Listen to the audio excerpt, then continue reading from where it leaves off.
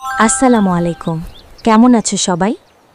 আধুনিক যুগে mobile phone আশীর্বাদও বটে, আবার অভিশাপও। কিন্তু যখন এই যন্ত্রটা মানুষের ঈমান, সময় আর পারিবারিক সম্পর্ককে গিলে খেতে শুরু করে, তখন সেটি হয়ে যায় এক অদৃশ্য শয়তানের অস্ত্র। আজকের গল্প মোবাইল ফোনের আসক্তি। চলো গল্প শুরু করার আগে পরিচিত হয়ে নেই গল্পের প্রধান চরিত্রগুলোর সাথে। আলী গল্পের প্রধান চরিত্র, যে একজন ছাত্র। আলীর বাবা একজন কৃষক এবং ধার্মিক। আলীর মা খাদিজা। ফরিদ দাদু, আলিফ দাদা একজন গ্রামের সম্মানিত ব্যক্তি। লিয়া আলী ছোট বোন। চলো শুরু করা যাক আজকের গল্প। ভিডিও শুরুতে আলীর মা খাদিজা আলীকে বলছে, আলী বাবা, সূর্য উঠছে, নামাজ পড়লি না? ফজর পেরিয়ে অনেক বেলা হয়ে গেল। আলী চোখ খুলে মোবাইল দেখে। আলী তখন তার মাকে বলে, মা, একটু পর উঠব, এই ভিডিওটা শেষ করি। আলীর কথা শুনে তখন দাদা ফরিদ হাসি মুখে কিন্তু ব্যঙ্গ করে আলীকে বলে, তোর ওই ফোনটা একদিন তোর মাথায় উঠবে রে বাবা। আগে তোর ফোন থেকে গজল, আজান, ওয়াজ শুনতাম, এখন ফোনে শুধু গেমের আওয়াজ শুনি। তখন তাকে আরও বলে, তোর চোখের নিচে কালো দাগ দেখ, সারা রাত মোবাইল নিয়ে বসে থাকিস, তোর নামাজ, কুরআন, দোয়া সব এখন অনলাইন হয়ে গেছে। তখন আলী জবাবে বলে, এই যুগে সবাই তো ফোনে, আমি খারাপ কিছু করি? আলীর কথা শুনে তখন আলীর বাবা মতেন রেগে গিয়ে আলীকে বলে, বাবা, ফোন খারাপ না, খারাপ হলো যখন এটা আমাদের সময়, মন আর ঈমানকে বন্দি করে ফেলে। আলীর এরকম বাজে অভ্যাস দেখে আলীর মা বাবা ভীষণ চিন্তিত আলীকে নিয়ে।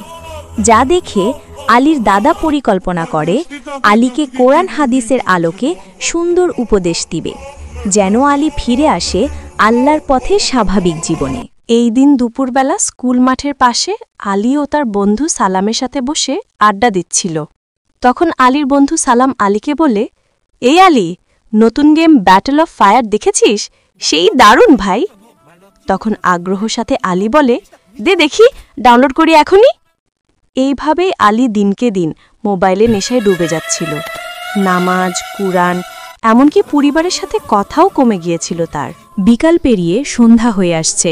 কৃষক, গবাদি পশু সবাই নিজ নিজ বাড়িতে ফিরে যাচ্ছে। সন্ধ্যা পেরিয়ে যায়, কিন্তু আলী এখনও তার মোবাইল ফোনের গেমে মগ্ন। ঠিক তখনই আলীর দাদা আলী রুমে আসে। তখন আলীর দাদা হালকা রাগে কিন্তু কোমল কণ্ঠে আলীকে বলে, আলী, সূর্য ডুবে গেল, মাগরিবের নামাজও মিস করলি, তুই এখনও এই শয়তানের খেলায় ব্যস্ত? তখন আলী চমকে উঠে তার দাদার কথা শুনে, তবে সে তার দাদাকে বলে, আমি একটু খেলছিলাম শুধু, পরে নামাজ পড়ে নেব। আলীর তখন আলীকে বলে, আলী, শুনেছিস কোরআনে কি বলা হয়েছে সময় নষ্ট করার সম্পর্কে? আল্লাহ বলেন, বিসমিল্লাহির রহমানির রহিম, ওয়াল আসর, ইন্নাল ইনসানা লাফি খুসরিন ইল্লাল লাজিনা আমানু ওয়া আমিলুস সালিহাতি ওয়াতাওয়াসাউ বিল হাক্কি ওয়াতাওয়াসাউ বিসসবরি। নিশ্চয়ই সময়ের কসম, মানুষ ক্ষতির মধ্যে রয়েছে, কিন্তু তারা নয় যারা ঈমান এনেছে ও সৎকর্ম করেছে। সূরা আল আসর 103-3। আলীর দাদা আলীকে আরও বলে, তুই তোর সময়টা মোবাইলে নষ্ট করছিস। সময় হলো জীবনের সম্পদ, আর মোবাইল হলো সেই চোর যে তোর সময় চুরি করে নিচ্ছে। আলী বিরক্ত গলায় তার দাদাকে বলে, দাদা, এখন তো সবই ফোনে হয়, শিক্ষা, ইসলামী ভিডিও, খবর সবই এখানে। জবাবে দাদা কোমলভাবে বলে, সঠিক কথা রে বাবা, কিন্তু ভালো জিনিসও যখন সীমার বাইরে যায় তখন তা ফিতনা হয়ে যায়। রাসূলুল্লাহ সাল্লাল্লাহু আলাইহি ওয়াসাল্লাম বলেছেন, দুইটি নিয়ামতের ব্যাপারে অধিকাংশ মানুষ ধোঁকায় থাকে, স্বাস্থ্য ও অবসর সময়। সহিহ বুখারী, হাদিস নম্বর 6412।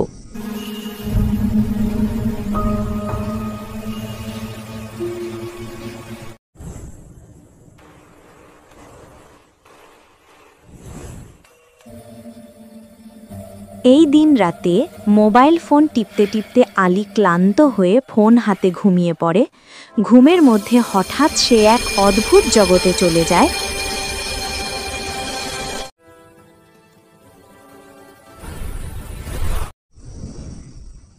এক জায়গা যেখানে দেখতে পায় মানুষের হাতে ফোনের বদলে আলোর ভয়ঙ্কর অন্ধকারের গোলক।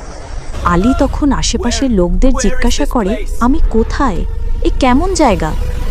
তখন একজন রহস্যময় বৃদ্ধ কণ্ঠে জ্ঞানী একজন আলীকে বলে, এটা হলো নাশিদাল সময়, যেখানে মানুষ তাদের সময় বিক্রি করে ফোনের জন্য। আলী জিজ্ঞাসা করে, বিক্রি করে কাকে? বৃদ্ধ জবাবে বলে, শয়তানকে। প্রতি মিনিটে তারা এক টুকরো সময় দেয় আর বদলে পায় অস্থায়ী আনন্দ। তুইও তো প্রতিদিন বিক্রি করিস, বুঝিস না? বৃদ্ধ লোকটির কথা শুনে আলী ভয় পেয়ে যায়, আর তখন সে বলে, আমি তো শুধু ভিডিও দেখি। বৃদ্ধ আলীকে আরও বলে, প্রতিটি অপ্রয়োজনীয় ভিডিও, প্রতিটি গেম তোর জীবনের 1 মিনিট কমিয়ে দেয়। তুই কি জানিস, আল্লাহ বলেছেন অবশ্যই কানে, চোখে ও অন্তরে সব কিছুরই হিসাব দিতে হবে। সূরা আল ইসরা 17:36। বৃদ্ধের কথা শুনে আলী স্তব্ধ হয়ে যায়। আলী ঘুম থেকে জেগে উঠে ঘেমে গেছে। বাইরে ফজরের আজান পড়ছে। সে ফোনটা তুলে নেয়, তারপর ধীরে ধীরে বন্ধ করে রাখে। আলী ধীরে বলে, হয়তো দাদাই ঠিক বলেছিল, এই ফোনটা আমাকে গিলে নিচ্ছে। আলীর মধ্যে পরিবর্তনের বীজ রোপিত হল, কিন্তু শয়তান চুপ করে থাকে না। সামনের দিনগুলোয় আলীকে যে পরীক্ষার মুখোমুখি হতে হবে, তা হয়তো তার ঈমানের সবচেয়ে বড় পরীক্ষা। আলীর মনে এখন দ্বন্দ্ব, একদিকে ফোনের মায়া, অন্যদিকে দাদার উপদেশ আর নিজের বিবেক। কিন্তু শয়তান তো কখনো বিশ্রাম নেয় না। বিকেলবেলা গ্রামের রাস্তা দিয়ে হাঁটছে আলী ও তার বন্ধু সালাম। তখন সালাম আলীকে বলে, এই আলী শোন, আজ রাতে অনলাইনে রিয়েল চ্যাট লাইভ শুরু হচ্ছে। মজার মজা ভাই, কথা বলতে পারবি সারা দুনিয়ার মেয়েদের সঙ্গে। আলী একটু দ্বিধায়, নরে ভাই, এখন আর এসব করি না, দাদা বলেছে এসব সময় নষ্ট। বন্ধু হাসে এবং তখন আলীকে বলে, তুই তো দারুণ ধার্মিক হয়ে গেছিস এখন, চল না একবার দেখিয়ে ফেলি, কিছুই হবে না। এভাবেই শয়তান বন্ধুর মুখে মিষ্টি কথা ঢেলে দেয়, যেন মানুষ নিজে বুঝে না কখন সে গুনাহার জালে পড়ে যায়। এদিন সন্ধেবেলায় বিদ্যুৎ চলে গেছে। আলী ও তার দাদা ফরিদ উঠানে বসে আছে। আলীর দাদা লিখে বলে, আলী, তুই কি জানিস এক রাজপুত্রের গল্প, যে সব কিছু পেয়েও এক আলো গোলক দ্বারা ধ্বংস হয়ে গিয়েছিল?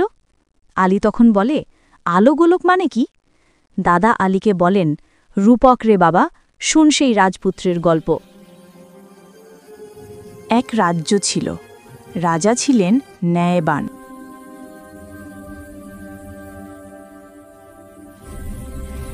আর রাজপুত্র ছিল আলোকিত বুদ্ধির অধিকারী। একদিন রাজপুত্রকে এক জিন এসে দিল এক জলজলে গোলক, যা তুই চাইবি দেখবি এই গোলকে। প্রথমে রাজপুত্র আনন্দ পেল, জ্ঞান শিখল, সঙ্গীত শুনল, দূরের দুনিয়া দেখল। কিন্তু সময়ের সঙ্গে সঙ্গে সে ভুলে গেল নামাজ, পরিবার, রাজ্য। দিন রাত সে ওই গোলকের দিকে তাকিয়ে থাকত। খাওয়া, ঘুম, কাজ সব থেমে গেল, গোলক নিয়েই বসে থাকে। একদিন রাজা বললেন, বাবা, এটা ছেড়ে দে। রাজপুত্র বলল, না বাবা, এটা ছাড়া আমি বাঁচব না। শেষে রাজপুত্রের চোখের আলো হারিয়ে গেল, আর গোলকের আলো নেভে গেল চিরতরে। আলী তার দাদার বলা গল্প শুনে গল্পের রাজপুত্রের সাথে তার চরিত্রের মিল খুঁজে পেল।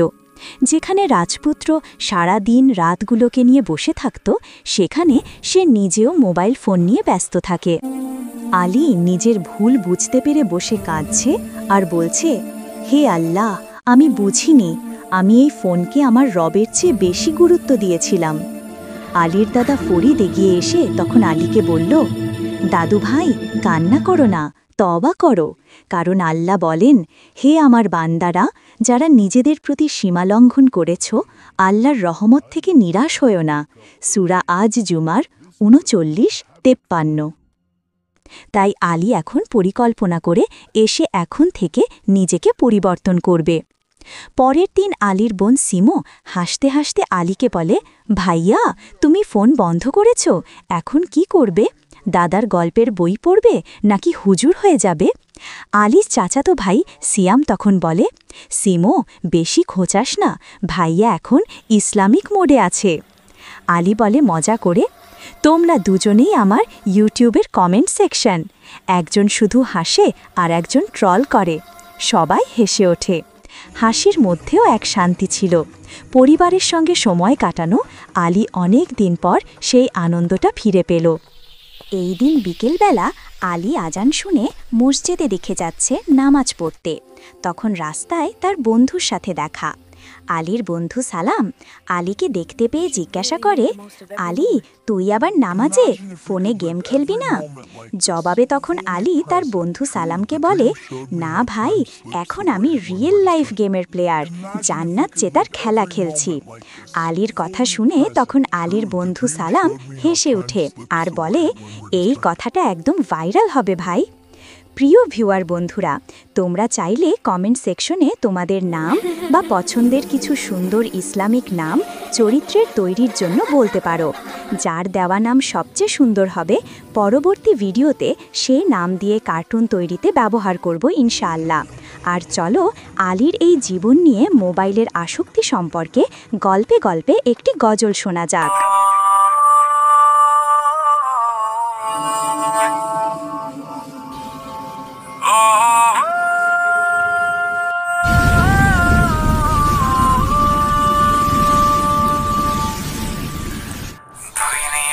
স্বাস্থ্য আর সময় চেহারায় তার ক্ষতির নিশ্চয়, ফোনে ডুবে গেছে মন, হারায় নিজের পথ, আজান শোনে না কানে, ডুবে মোবাইলের রং, চোখে ঘুম নেই, মনে শান্তি নেই, আল্লাহ ডাকে তবু সাড়া নেই, মা ডাকে বলি একটু পরে, দাদু বলে নামাজে পড়ে রে, তবু আমি দেখি স্ক্রিনের আলো, হারাম জিনিসে পড়ে গেছে ভালো, তুই নিয়ামত স্বাস্থ্য আর সময়, চেহারায় তার ক্ষতির নিশ্চয়, রাসূল বলেছেন একদিন, সময় নষ্ট করো না বিনা চিন, দুই নিয়ামত স্বাস্থ্য আর সময়, চেহারায় তার ক্ষতির নিশ্চয়।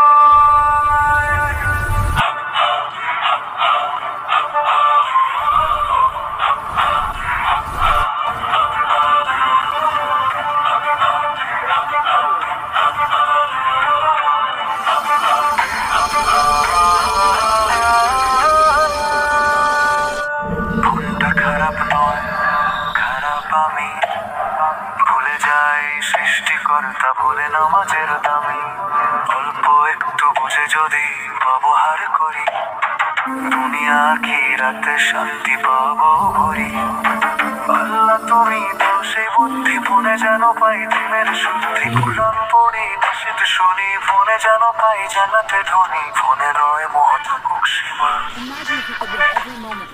আল্লাহর পথে এই হোক প্রেমা, ফোন নয় ফাঁদ যদি নিয়ন্ত্রণে রাখি, আল্লাহ খুশি হবেন জান্নাতে থাকি, দুই নিয়ামত স্বাস্থ্য আর সময়, চেহারায় তার ক্ষতির নিশ্চয়, দুই নিয়ামত স্বাস্থ্য আর সময়, চেহারায় তার ক্ষতির নিশ্চয়। প্রিয় বন্ধুরা, আজকের ভিডিওর একটি গল্পের শিক্ষা হলো, প্রযুক্তি আল্লাহর নিয়ামত, কিন্তু নিয়ন্ত্রণহীন হলে তা ফিতনা। আমরা যেন সময়, দৃষ্টি ও মনোযোগ নষ্ট না করি, কারণ প্রতিটি স্ক্রল, প্রতিটি ভিডিওর হিসাব দিতে হবে কিয়ামতের দিন। রাসূলুল্লাহ সাল্লাল্লাহু সাল্লাম বলেছেন, আদম সন্তান কিয়ামতের দিন 5টি বিষয়ে প্রশ্নের সম্মুখীন হবে। জীবনের সময় কোথায় কাটিয়েছে, যৌবন কোথায় ব্যয় করেছে, সম্পদ কোথায় অর্জন ও ব্যয় করেছে এবং জ্ঞান অনুযায়ী কতটুকু কাজ করেছে। সহিহ তিরমিজি হাদিস নং 2416। প্রিয় বন্ধুরা, আজকের ভিডিওটি ভালো লাগলে আমাদের চ্যানেলের যুক্ত হয়ে যাও আর লাইক, কমেন্ট, শেয়ার করতে ভুলবেন না। দেখা হবে নতুন কোনো ইসলামিক ভিডিওতে। আল্লাহ হাফেজ।